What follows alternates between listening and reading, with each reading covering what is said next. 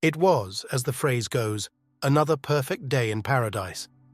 As the sun rose above the Pacific in the clear, cloudless sky east of the Hawaiian Islands on December 7, 1941, the giant U.S. naval base at Pearl Harbor on the island of Oahu was just beginning to stir. At 6:30 a.m., USantaris, AKS-3, a U.S. Navy stores and supply ship of more than 11,000 tons, was approaching the mouth of the inlet leading into Pearl Harbor, towing a steel barge. On the bridge of Antares was her skipper, Commander Lawrence C. Grannis. He suddenly noticed an unexpected object about 1,500 yards off the starboard quarter, something that looked suspiciously like the conning tower of a submarine. Grannis was indeed correct. The conning tower belonged to a 46-ton, 78-foot-long type Japanese midget submarine that carried 2 torpedoes and a 2-man crew.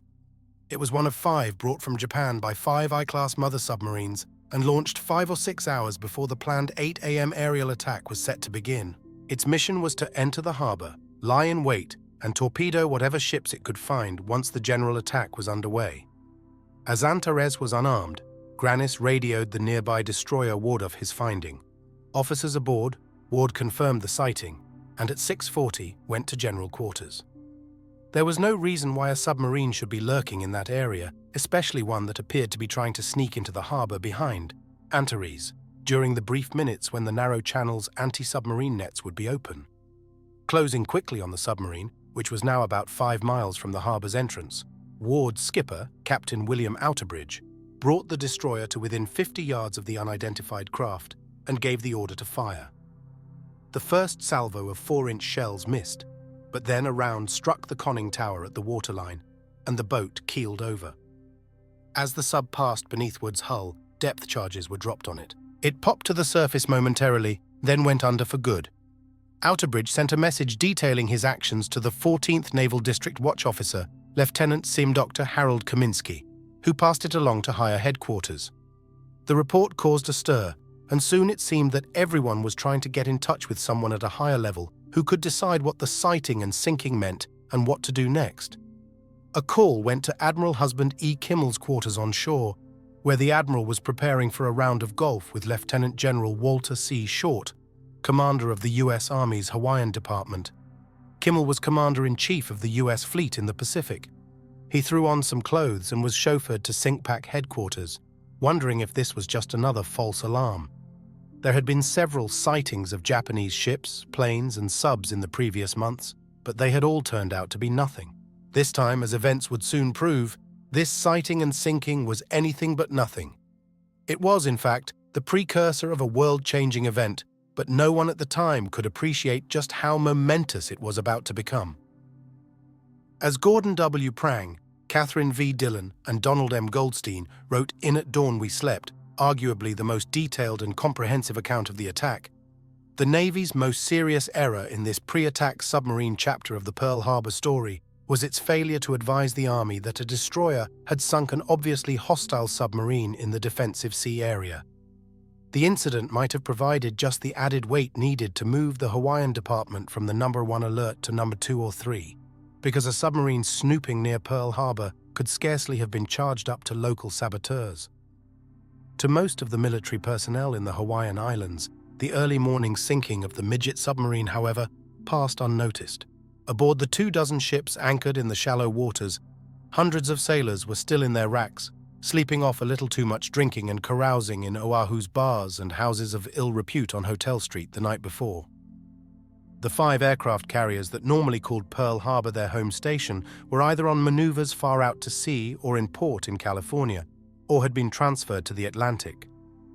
Elsewhere, chaplains were preparing for their weekly church services, and cooks in shipboard messes and in mess halls on land were frying eggs and bacon and brewing gallons of coffee.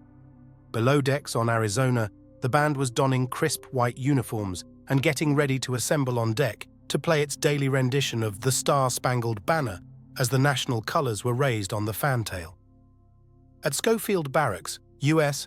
Army soldiers of both the 24th and 25th Infantry Divisions, like their Navy counterparts, were either asleep or rolling slowly out of bed to begin their day. The same was true at the Army air bases at Hickam, Wheeler, and Bellows, the Marine airstrip at Ewa, the naval air stations at Kaneohe and Ford Island, and the tiny Halewa fighter strip. There, the P-40 Warhawks and P-36 Hawks and B-17 Flying Fortresses were lined up in perfect rows so that they could be more easily guarded against sabotage. Orders from General Short. At 7 a.m. atop a mountain known as Kahuku Point, 230 feet above the sea, on the north shore of Oahu, two enlisted men, Privates Joseph Lockhart and George Elliott, were about to shut down their radar set at a Pana Mobile radar station. Bleary-eyed, the two men had been up all night practicing with the radar equipment, something brand new for the Army. Just before he threw the power switch to off, Lockhart noticed something unusual, an image on the oscilloscope indicating a large number of planes, more than 50, approaching the island. Neither he nor Elliott had any idea what it was. Elliott called the information center at Fort Shafter, where the pursuit officer and assistant to the controller, Second Lieutenant Kermit Tyler, was about to go off duty and get some shut-eye. "Sir," said Elliott, "there seems to be a large formation of planes headed our way." He neglected to report that he estimated the number to be at least 50 planes. Tyler thought for a moment, then remembered being told earlier that a dozen B-17s coming from California would be arriving in Oahu that morning. Those must be the bombers, Tyler assumed. "Well, don't worry about it," he told Elliott, then left the center without passing this information along to anyone else. Deciding that the officer knew more than they did, Lockhart and Elliott killed the power to the radar set and got ready to depart. The time was 7:20. Meanwhile, 100 miles north of Oahu, the vanguard of Operation Z, the long aerial train of warplanes that had been launched from a flotilla of carriers, was closing in on its unsuspecting target. In his request before Congress for a declaration of war against Japan delivered on December 8, 1941, President Franklin D. Roosevelt stated that the attack, while sudden and deliberate, was also unprovoked and dastardly. From the Japanese point of view, however, it was far from unprovoked. Trouble between Japan and the United States had been brewing for many years, with the wheels of conflict set in motion shortly after the Great War ended in 1918. Japan had been on the side of Great Britain and the United States, and had taken Pacific bases away from the Germans. As a result, Japan expected that she would be rewarded in some way, but was shocked and insulted when the Washington Arms Control Treaty of 1921 to 1922 determined the reduced size of the naval fleet that Japan would be allowed to have. Although Japan's democratic government grudgingly accepted the treaty, the ultranationalists and the hardline militarists who held great power in the government were outraged, feeling the treaty was a slap in the face. If the Western powers would not grant Japan equal status, they vowed, then they would chart their own course with their own national interests in mind.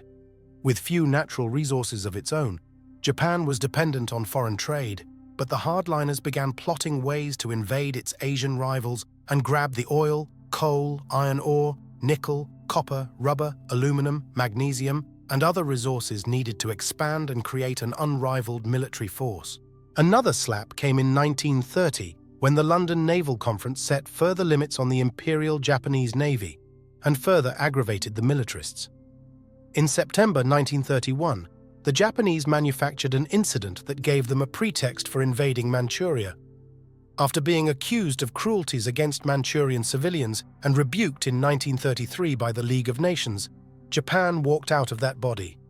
In 1937, Japanese troops at the Marco Polo Bridge in Shanghai exchanged fire with Chinese troops, and Japan, whose puppet government was by now operating under almost the full control of the militarists, launched a full-scale invasion of China, whose nationalist leader Chiang Kai-shek the US supported. 3 years later, Japan invaded French Indochina to seize the oil resources there, then signed the tripartite pact with Nazi Germany and Fascist Italy, thus creating the so-called Axis. This set the stage for a confrontation with the United States, which had decided to impose economic sanctions against Japan for her aggressive behavior. In November 1940, with hostilities in Europe having broken out, Japan's attention was captured by the surprise British raid on the Italian fleet anchored at Taranto. Although obsolescent, the British biplanes, operating from carriers, delivered a blow that sank or badly damaged 3 of the Royal Italian Navy's modern battleships against a loss of just 2 planes. The attack inspired Admiral Isoroku Yamamoto, Commander-in-Chief of Japan's combined fleet, to begin thinking of how a similar attack, if war with the United States could not be avoided, could neutralize American military might in the Pacific. He began formulating a broad concept that would be a decisive, devastating katana thrust into the heart of America's interests in the region, an attack against the U.S. Pacific Fleet in Hawaii and elsewhere. To help refine the concept into a detailed, workable plan, Yamamoto called upon the advice and expertise of such officers as his Chief of Staff, Admiral Shigeru Fukudome, Chief of the Japanese Naval Staff, Rear Admiral Osami Nagano, Chief of Staff of the Yamavan Air Force, Rear Admiral Takijuro Onishi, and Commander Minoru Genda, a young, brilliant tactician and expert in naval aviation. For months, the men discussed, argued, conceived, and discarded various ideas on how best to carry out such an attack, especially one that would require the undetected movement of a large fleet over vast distances. Ironically, probably no one in Japan was more doubtful about a successful outcome than Yamamoto. In the 1920s, he had been a student at Harvard. Later, he served as naval attaché in Washington. He knew firsthand the vastness of America's industrial might and capacity. When it came to the ability to wage and sustain a long war over immense distances, America was the elephant, Japan the flea. His nation's only hope was to strike such a crushing blow that America, left helpless and exposed, would be unable to prevent Japan from taking all the territory it wanted, or so the Japanese militarists believed, and would sue for peace. Yamamoto was unconvinced that Japan could prevail in a protracted war. In a January 1941 letter to one of Japan's arch-nationalists, he wrote, "Should hostilities break out between Japan and the United States, it would not be enough that we take Guam and the Philippines, nor even Hawaii and San Francisco. To make victory certain, we would have to march into Washington and dictate the terms of peace in the White House." Thus began a long, secretive process to launch a war that many, but not all, in Japan saw as inevitable. The planning went forward, and eventually a blueprint was drawn up.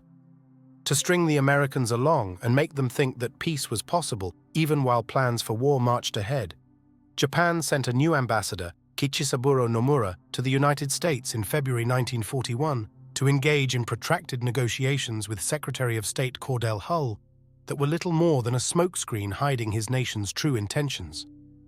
Nomura himself was kept in the dark as to what those intentions were and dutifully carried out his assignment, believing that his efforts just might forestall all-out conflict.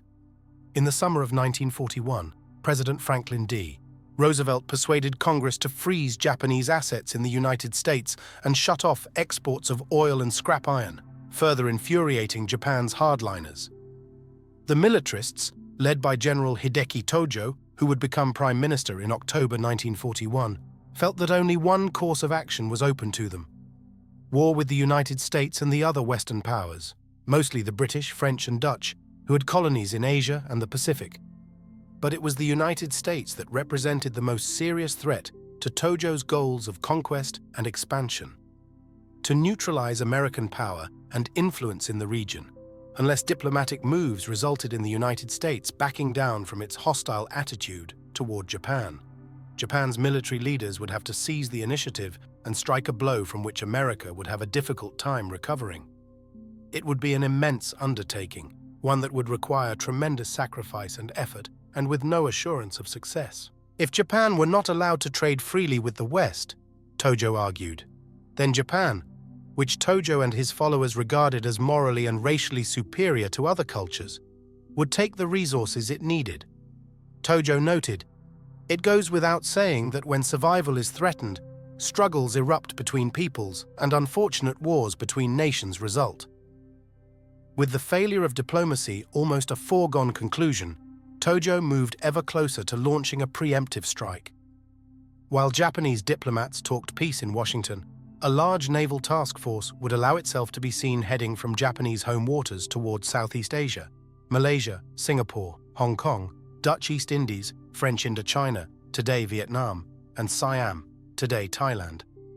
Thus, while Western eyes were concentrating on this movement, and perhaps even moving assets there to counter any hostilities, another task force would secretly head north and east, aiming at Hawaii, A third force would target the Philippines, which were then an American territory.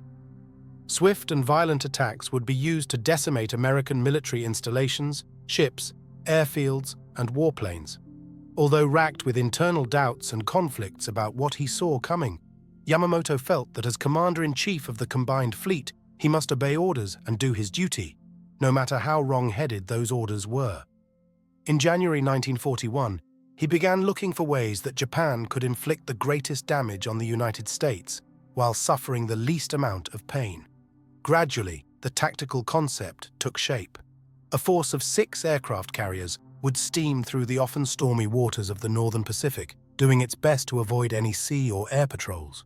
About 200 miles north of Hawaii, the carriers would launch a combined aerial armada of torpedo planes, fighters, and bombers before dawn on a Sunday to catch the Americans at their most vulnerable. Dawn attacks have always been the mainstay of military operations. The attackers would arrive in several waves, each with a specific mission. Midget subs would inflict further damage, and fleet submarines would lurk near Oahu to sink any American ships found coming or going. With a divine grant of fortune, the American fleet would be crippled, American air power destroyed, and American morale crushed. And within a matter of a couple of hours, the attackers would return safely to their carriers, which would then slip away as secretly as they had arrived, safe from counterattack. At last, the Naval General Staff approved Yamamoto's plan, and pilots began training for their secret mission. As the British did before Taranto, the Japanese modified aerial torpedoes to work in the shallow waters of Pearl Harbor. Spies in Hawaii fed Japan with a steady stream of information about what ships were in harbor and where they were berthed. While the physical assets were being assembled at naval bases across Japan, the personnel too were being selected and briefed on the ultra-secret operation. Commander Minoru Genda was named air officer in charge of the aerial assault. His friend, Lieutenant CM Mitsuo Fuchida, was appointed to command the 1st Air Fleet and would lead the initial wave to the target. Only Japan's most skilled pilots would be chosen to take part.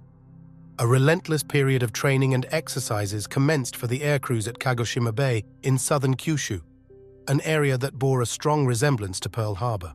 Using specially modified aerial torpedoes that would not lodge themselves in the bottom mud of shallow Pearl Harbor, the torpedo bomber pilots practiced relentlessly.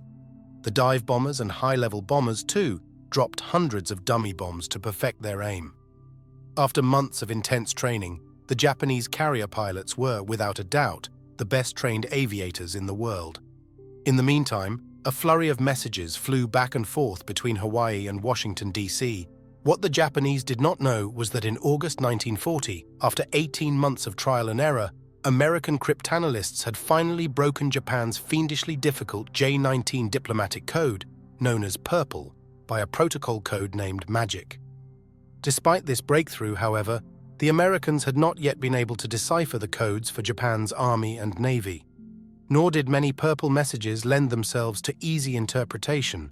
The WINS messages, for example, which outlined various contingencies for going to war with either the United States, Great Britain, or the Soviet Union, were too obtuse to make much sense.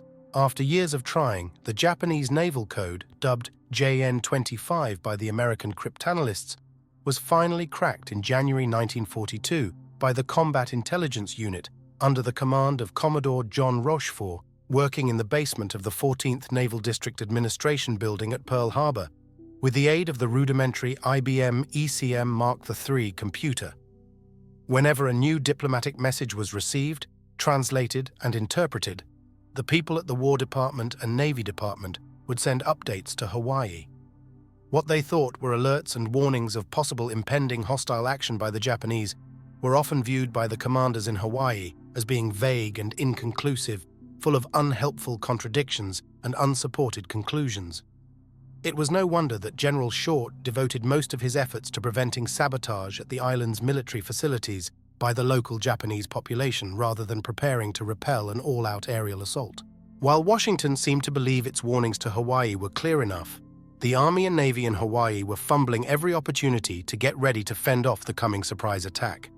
While the Kido Butai, the Imperial Japanese Navy Operation Z strike force, waited for orders to sail, diplomatic negotiations were reaching a critical point in the U.S. capital.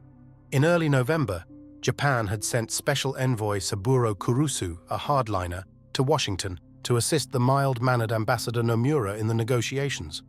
The two diplomats were instructed to ensure that an agreement, primarily aimed at getting the United States to end its freezing of Japanese assets and back down on its demands that Japanese forces leave China, was signed by November 25th.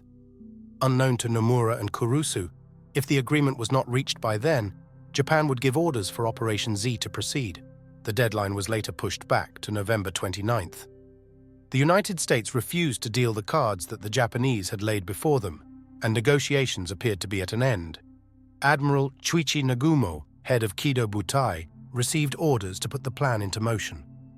True to expectations, the naval force sent by Japan toward Southeast Asia was spotted and watched intensely by the Western powers.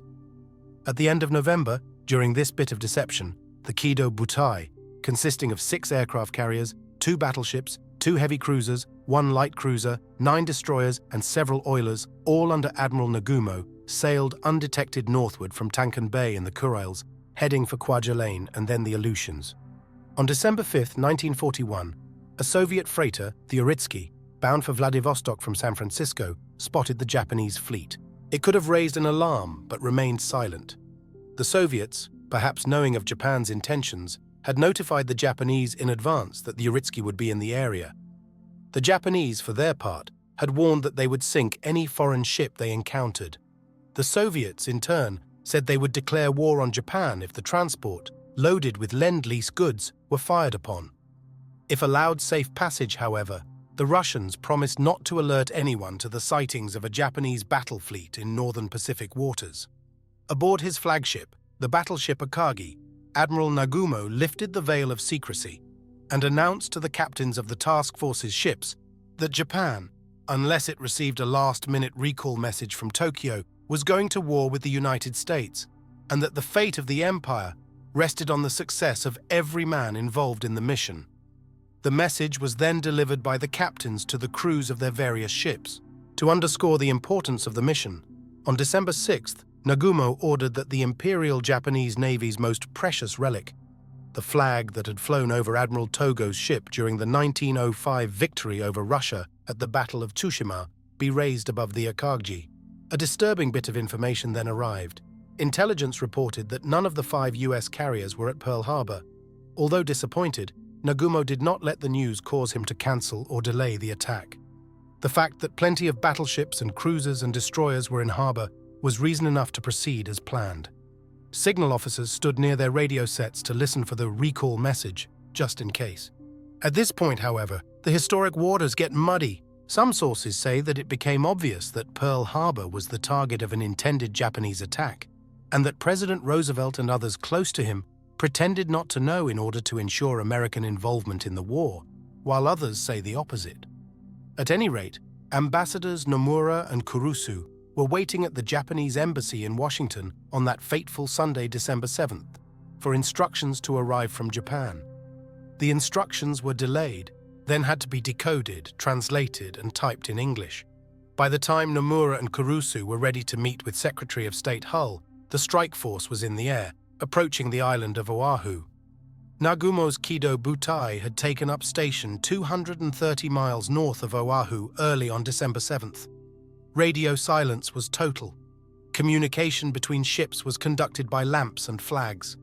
Preparations were then made for the launch. The planes were fueled and loaded with bombs, torpedoes, and machine gun ammunition. Pilots solemnly said goodbye to each other and to their crews on the carrier's decks. The mechanics and armorers presented their pilots with hachimaki, the traditional white headbands decorated with the red rising sun symbol and inspirational slogans written in kanji characters, and wished them well on their journey. The strike force was launched just before dawn, with 43 Mitsubishi A6M20 fighters lifting off to provide cover over the fleet, while the rest of the first wave, 89 Nakajima, B-5N2, Kate-level bombers and 51 Aichi D-3A2 Val dive bombers took off and assembled in mid-air. With the first wave launched, the crews on the carriers hustled to bring the second wave up to the flight decks on elevators. Flying in the lead plane over black waters, Commander Mitsuo Fuchida was nervous, his mind and body in a heightened state of readiness. Did the Americans know that he and his men were coming? Would they meet a wall of American planes as they approached Oahu? Would the crews on the ships at Pearl Harbor be on the alert, ready to fill the sky with anti-aircraft munitions? He did not know, and he needed to know because it would dictate which of Genda's attack patterns would be employed. If surprise were gained, Fuchida would fire one Black Dragon flare, indicating that the torpedo bombers were to lead the attack. If the Americans were on the alert, he would fire two flares, indicating that surprise had been lost and that the fighters were to go in first. Somehow the signals got botched. As he approached Oahu, Fuchida mistakenly thought that the fighters had missed the first one flare signal, so he fired another flare for their benefit. But the torpedo bomber pilots had seen the first flare and then the second and thought it meant that surprise had been lost and fell back in the formation. In the end, the mix-up in signals made no difference. As Fuchida glided above Pearl Harbor, he saw that the sky was clear of American planes and the decks and AA gun tubs of the ships below appeared to be empty. At 7:53, he transmitted the success signal, Tora, Tora, Tora, Tiger, Tiger, Tiger, back to the fleet. His planes banked into the attack. Just minutes before, an unsuspecting Captain Howard D. Bode, commander of the battleship Oklahoma, had left the ship for liberty and was being carried to shore by a launch. He had left Commander Jesse L. Kenworthy, Jr., in charge during his absence. One of the first Americans to become aware of the attack was Rear Admiral William R. Furlong, whose quarters were aboard the old mine layer Oglala, berthed at 1010 dock across the channel from the southeast side of Ford Island. He saw the initial flight of aircraft, assumed they were American, and cursed the pilot who was careless enough to allow an unsecured bomb to fall from his undercarriage and explode on the island. Moments later, Furlong saw the red ball insignia on the plane's fuselage. He sounded the attack alarm and ordered all ships at Pearl to sortie. For most, it was too late. The first bombs on Pearl Harbor. The first to feel the bombs was the Naval Air Station at Ford Island. Next came the airfields at Hickam, Wheeler, Bellows, Ewa, and Kaneohe. Genda knew that if the first attacking wave could knock out the American planes before they could get airborne, his pilots would have unfettered access to the ships anchored in the harbor and would only need to worry about the AA fire. In Pearl Harbor, author H.P. Wilmot wrote, "At the time of the attack, there were 394 aircraft on Oahu, of which 139 Army and 157 Navy aircraft were operational. Of these, only 88 were fighters, but such was the fury and violence of the assault that only a handful of them were able to try to get into the air to give battle on equal terms. American pilots tried their best to scramble their planes and to get airborne to battle the Japanese formations, but almost all their efforts were in vain. The Kaneohe Naval Air Station was hard hit, with all 33 of its aircraft destroyed on the ground. At Ewa, located west of the entrance to Pearl Harbor, 33 of the 49 aircraft stationed there were destroyed or disabled. At Wheeler, Hickam, and Bellows Army airfields, 77 planes were knocked out in a matter of minutes. By the time the attacks on the airfields were over, 164 American aircraft had been destroyed and another 129 damaged, although some estimates are even higher. At Halewa Fighter Strip, northwest of Honolulu at Kayaka Bay, a small group of American pilots of the 47th Pursuit Squadron drove wildly in two cars from Wheeler Field, dodged strafing bullets along the way, jumped into their P-40S, and took off. Second Lieutenant George Welch scored 4 victories, while Kenneth Taylor and 3 other pilots downed 3 additional Japanese aircraft. Some reports had Army pilots shooting down as many as 12 planes. Both Taylor and Welch would be awarded the Distinguished Service Cross. While the airfields were being hit, other planes went after Schofield Barracks, bombing and strafing the installation, while American soldiers ran around in panic, searching for weapons and ammunition with which to fight back. During this period, Fuchida's high-altitude bombers, torpedo planes, and dive bombers directed their attention toward the ships, many of which were lined up like fat sitting ducks along Battleship Row on Ford Island's southeast side. But the first ship to be attacked was Utah, an old battleship that had been planked over and converted into a gunnery training ship, moored on the opposite side of Ford Island at F-11. She looked to the Japanese pilots like an aircraft carrier and soon caught the brunt of the attack, along with the cruiser Raleigh. The enemy pilots slammed 2 torpedoes into Utah, causing her to almost immediately capsize. The attack killed at least 54 men who still remain entombed within her. At Battleship Row, the torpedo planes came in low and launched their fish. West Virginia was hit at 7:57 by Lieutenant Murata Shigeharu. Lieutenant Junichi Goto, leading a second column of torpedo planes, set his sights on nearby Oklahoma, moored at F5 inboard of Maryland. He and another pilot both struck home. These were followed by further attacks, and soon Oklahoma was ablaze and listing badly.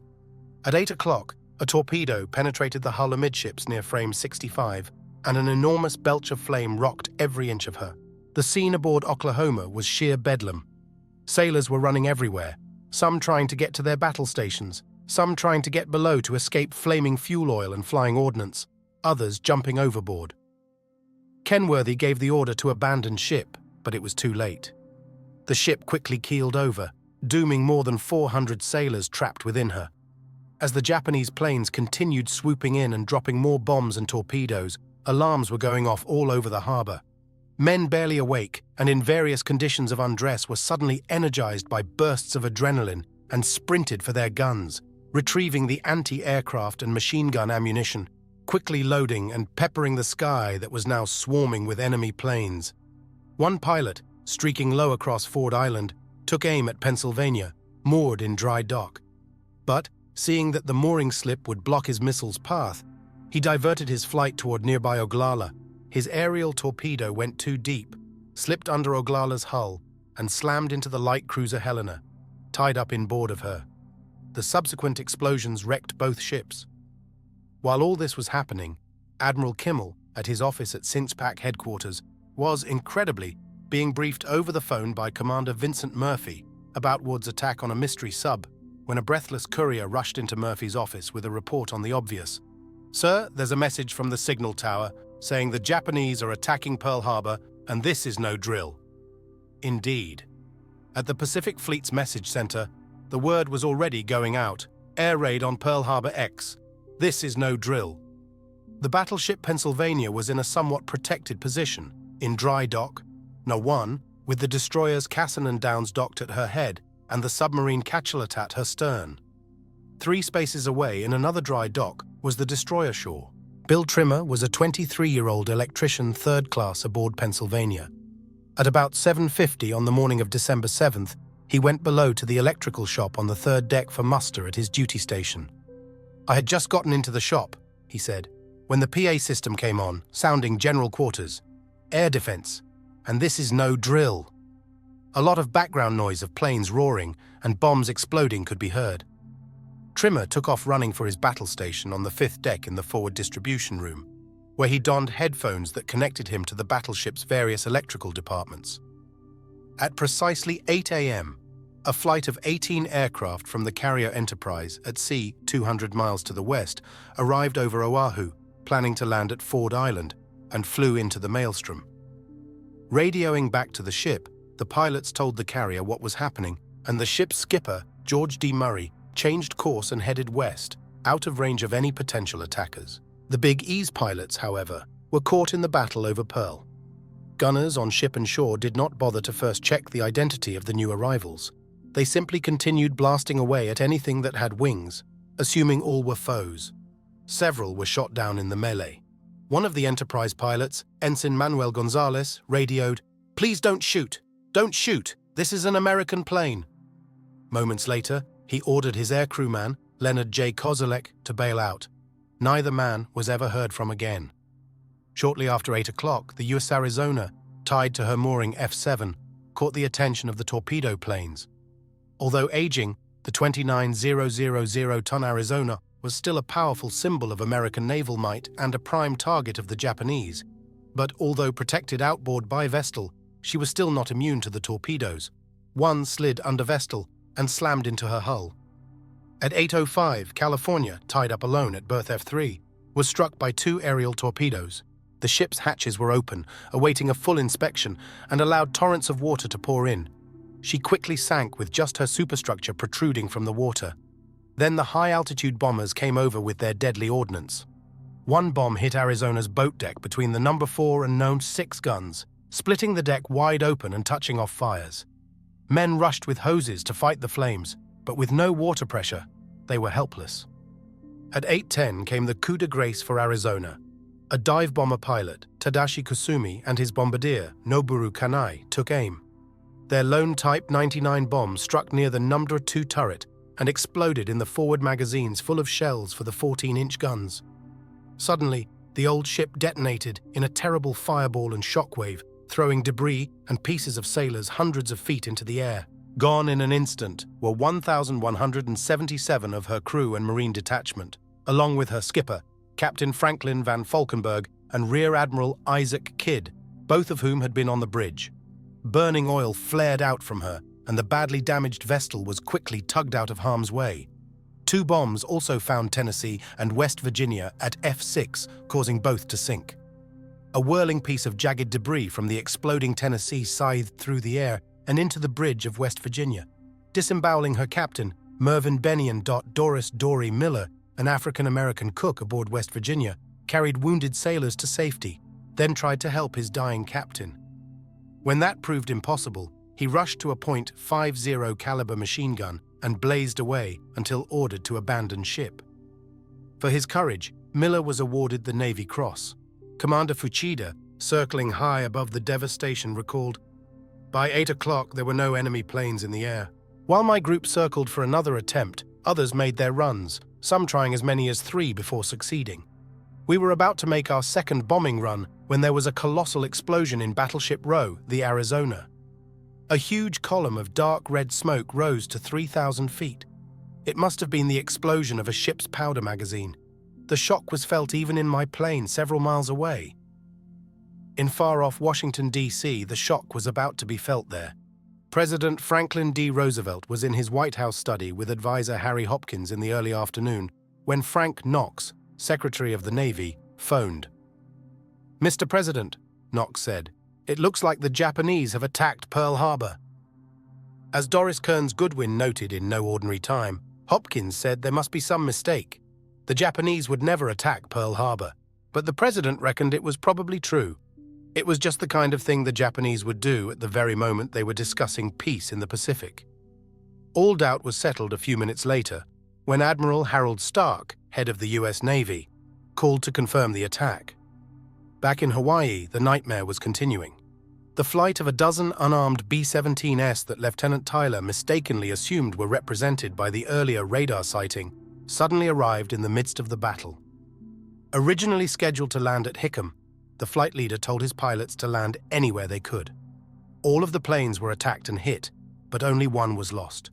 All along Battleship Row, ship after ship was exploding, burning, dying. Nevada, moored alone at F8 at the northeast end of the row, had been under partial steam, and she, along with 5 destroyers, was able to get underway. Her skipper, Captain Francis W. Scanland, was ashore that morning, so Lieutenant C.M. Dr. Frances Thomas was at the helm as she made her way south to the exit channel. Seeing Nevada making a run for it, the Japanese descended upon her like hawks on a field mouse, hoping to sink her in the channel and bottle up the harbor. Bombs crashed all around her, but the ship's gunners engaged in a running gun battle with the attackers, downing 3 of them. Suffering from a huge torpedo wound, Nevada, listing to port and down at the head, was slowing. Then someone on the bridge spotted signal flags that had been raised at the Naval District headquarters, ordering the ship to stay clear of the channel. So Thomas swung her in a wide arc and backed her into the shore on the Waipio Peninsula across from Hospital Point. Dead in the water and ablaze, Nevada continued to attract a crowd and received a further pummeling. The old girl then settled onto the bottom of the shallow harbor, where she would remain for the next 2 months while repairs were being made. She would fight again in support of the Allied landings in Normandy in June 1944. Of her crew of nearly 1,500, 50 officers and men died on her on December 7th, and 109 were wounded. At 8:17, the destroyer Helm, the first ship to get underway that morning, had reached the harbor entrance and encountered another midget sub outside. Although contact was lost, Helm radioed her sighting to the fleet. At 8:30, the destroyers Breeze and Monaghan, and the seaplane tender Curtis and repair ship Medusa, saw another sub and went into the attack, sinking it with deck gun fire and depth charges. The Japanese attack was building in intensity. At 8:40 a.m., the second echelon, a flight of high-level horizontal bombers from the carrier Shokakwan Zuikaku, led by Some Dr. Shigekazu Shimazaki and Lieutenant Tatsuo Ichihara, arrived over smoke-shrouded Pearl Harbor. Their mission was to bomb the hangars and other permanent facilities at Hickam Field and elsewhere. Despite the smoke, their bombardiers' aim was true and they inflicted much damage. Even the naval hospital was not spared. Curtis was then hit by a bomb that exploded on her main deck, killing 20 and wounding another 58. Still in the fight, though, her gunners zeroed in on another bomber that crashed into one of her big topside cranes and exploded, but caused only minor damage to the ship. The Kate dive bombers, too, were still engaged in their deadly business, dropping their 250-pound eggs whenever the pilots could glimpse their targets through the thick, roiling smoke on whatever ship seemed to be the least damaged. The Americans were now peppering the air with munitions of all types. The bombers had to fly through a thick storm of lead and steel being thrown up at them. Gunners on Maryland and Helena downed 3 of the attackers, and those on other ships chalked up further scores. Fuchida reported, "Enemy anti-aircraft fire began to concentrate on us. Dark grey puffs burst all around. Most of them came from the ship's batteries, but land batteries were also active. Throughout the harbor, chaos and casualties continued to mount. At about 9 o'clock, dive bombers struck Pennsylvania in dry dock. Bill Trimmer, aboard the immobilized battleship, recalled, "A bomb blew our power lines in 2. All the lights went out and all the machinery stopped running. It was pitch dark until we turned on our battle lanterns, large battery-powered lights. Our emergency lights then came on, taking their power from batteries. They were very dim, but better than the battle lanterns."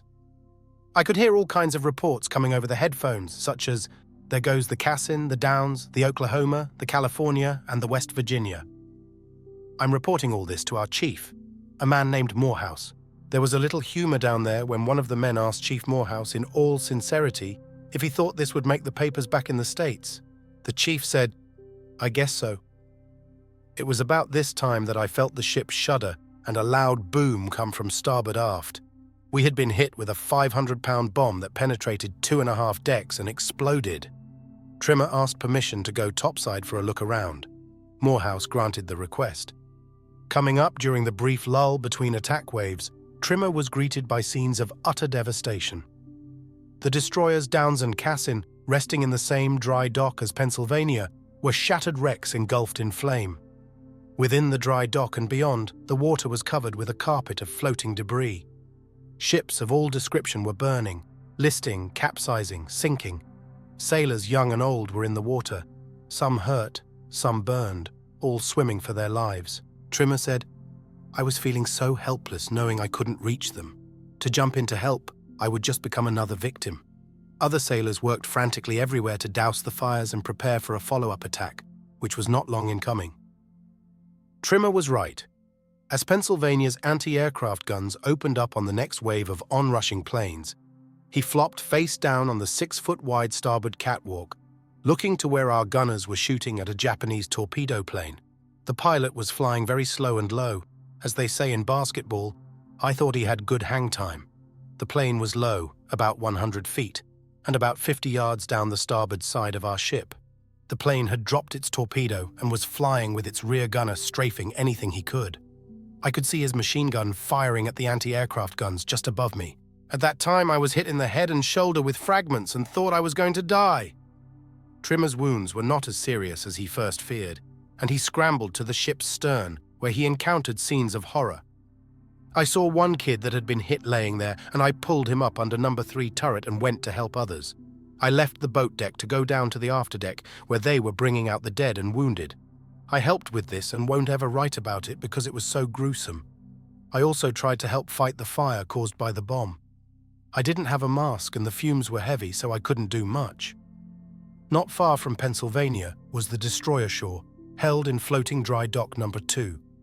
At 9:12, a quick succession of 3 bombs penetrated her fuel tanks, which then, at 9:30, touched offshore's forward magazine and caused a giant belch of fire, smoke, and flying debris. The Japanese pilots, searching for more targets, found them away from Battleship Row. The destroyer Tender Dobbin, moored at the north end of Ford Island, came under attack and was blasted unmercifully. The cruisers Honolulu and St. Louis docked at the southeast loch's finger piers, were attempting to make steam and get underway, but an explosion crippled Honolulu. St. Louis somehow managed to escape and was moving by 9:31 past all the flaming wreckage of the harbor, heading toward the exit channel. Miraculously, she made it to open water and even hit and sank the fourth of 5 midget submarines lost by the Japanese. Military personnel weren't the only ones to suffer, for what goes up must come down. In Honolulu, Pearl City, Red Hill, Iwa, Wahiawa, Waipahu, and elsewhere, the anti-aircraft ammunition that was fired at the Japanese planes and missed began raining down with deadly effect. Off-target Japanese bombs also took their toll. 32 civilians were killed in Honolulu, with the worst mass casualties occurring at the intersection of Kukui Street and Nuuanu Avenue. A shell dropped onto a restaurant there, killing the Japanese-American owner, his 3 children, and another relative, along with 7 diners having breakfast. A bomb exploded at Jardine Helena Streets, killing 3 members of the McCabe family in a car while on their way home from church. The final civilian death toll was reported as 69. By the time the attack ended, 2,403 American soldiers and sailors were dead or missing, and 1,178 more lay wounded. The most devastating attack in American military history was over by 9:45 as the Japanese pilots headed north to their awaiting carriers. It had been a tremendous victory. More than 30 American warships had been either sunk or damaged to varying degrees. The American Air Force in Hawaii was all but wiped out, all at a cost of just 29 aircraft, 5 midget submarines and 1 large submarine, and 65 men. In the face of great disaster came great heroism. For their actions on December 7, 1941, 15 men would receive the Medal of Honor, making that day's total unique in the history of America's highest military decoration. Rear Admiral Isaac C. Kidd, USS Arizona, posthumous; Captain Mervyn S. Bennion, West Virginia, posthumous; Captain Samuel G. Fuqua, Arizona; Captain Franklin Van Valkenburg, Arizona, posthumous; Commander Cassin Young, Vestal; Lieutenant John W. Finn, Kaneohe Naval Air Station; Lieutenant Jackson Farris, California; Ensign Francis C. Flaherty, Oklahoma, posthumous; Ensign Herbert C. Jones, California, posthumous; Warrant Officer Thomas Reeves, California, posthumous; Chief Boatswain Edwin J. Hill, Nevada, posthumous; Machinist's Mate Robert R. Scott, California, posthumous; Chief Water Tender Peter Tomic, Utah, posthumous; Machinist Donald K. Ross, Nevada; and Seaman James Ward, Oklahoma, posthumous. When they landed back on their carrier's decks, many of the Japanese pilots were bursting with enthusiasm and eagerness to return for another strike. There were still plenty of targets to be hit, especially the fuel farms, submarine pens, and shore installations, not to mention the absent American carriers. But Admiral Nagumo said no.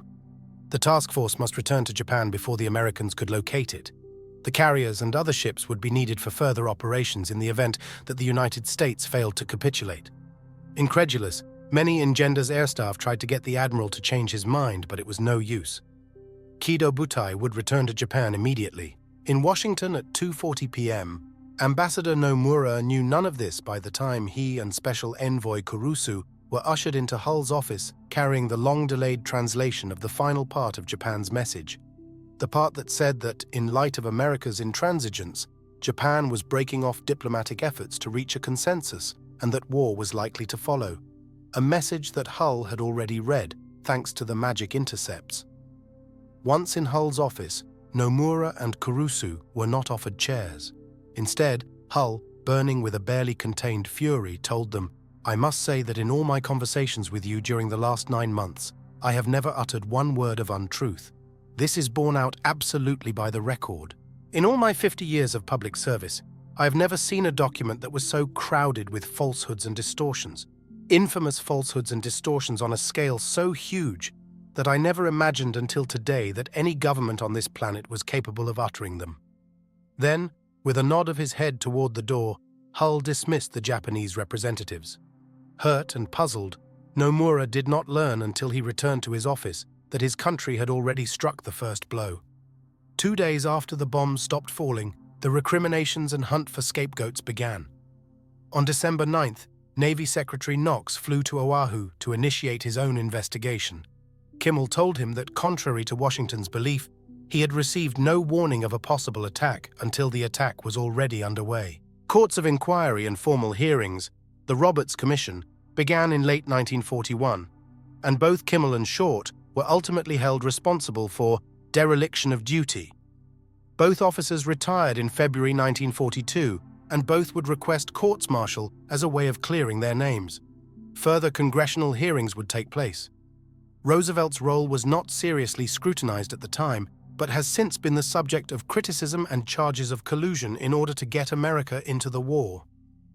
Several books and magazine articles have attempted to put the blame directly on the president's shoulders and to claim that a conspiracy and cover-up were then at play. See the sidebar by Donald M. Goldstein. Patrick N.L. Bellinger, who had been in command of all scouting aircraft in the Pacific Fleet, later called the attack on Pearl Harbor a deep-eyed, deliberate plan to get this country into war with Japan and Germany by needling the Japanese into making the first war move. In my opinion, Roosevelt and his cohorts criminally failed to keep Admiral Kimmel informed of information that was available. Information that the simplest mind would have known was of vital importance to the protection of the Pacific Fleet. Whether this was true or not still remains, after 70 years, a matter of intense speculation and debate. Beyond dispute, however, is the fact that America's involvement in the war led to the ultimate defeat of the Axis powers, ushered in a new world order, and quite literally saved the free world from destruction at the hands of the Germans and Japanese.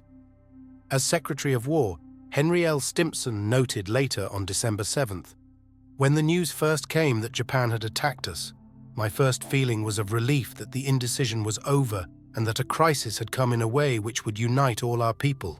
For I feel that this country united has practically nothing to fear, while the apathy and division stirred up by unpatriotic men have been hitherto very discouraging." Instead of causing the United States to retreat and allow Japan unfettered rampage throughout Asia and the Pacific, as Tojo predicted, the exact opposite happened. No longer isolationist or neutral, America and the American industrial machine, although idled by the Great Depression, began turning out military goods at an unprecedented rate, while millions of aroused Americans rushed to recruiting offices to prepare themselves for a fight to the death with the country's enemies. Although Yamamoto is widely and erroneously quoted as having said after the Pearl Harbor raid, "I fear all we have done is to awaken a sleeping giant and fill him with a terrible resolve," Yamamoto's actual words were written to Ogata Taketora, the ultra-nationalist editor of the Tokyo newspaper Asahi Shimbun on January 9, 1942. A military man can scarcely pride himself on having smitten a sleeping enemy. It is more a matter of shame, simply, for the one smitten. I would rather you made your appraisal after seeing what the enemy does, since it is certain that, angered and outraged, he will soon launch a determined counterattack. Yamamoto was certainly correct, and he would not live to see the end of the war that he and his country's leaders, along with Adolf Hitler, had provoked, a war that caused the deaths of 50 million people and changed forever the course of world history.